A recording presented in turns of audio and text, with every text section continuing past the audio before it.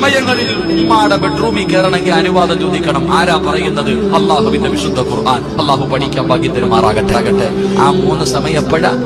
ആ 3 സമയം: 1 സുബഹിക്ക് മുമ്പുള്ള സമയം.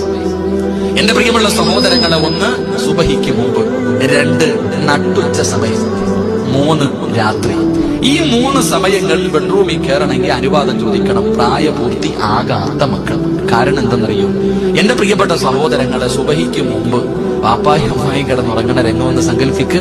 മുണ്ടൊരിടത്ത്, ഉടുപ്പൊരിടത്ത്.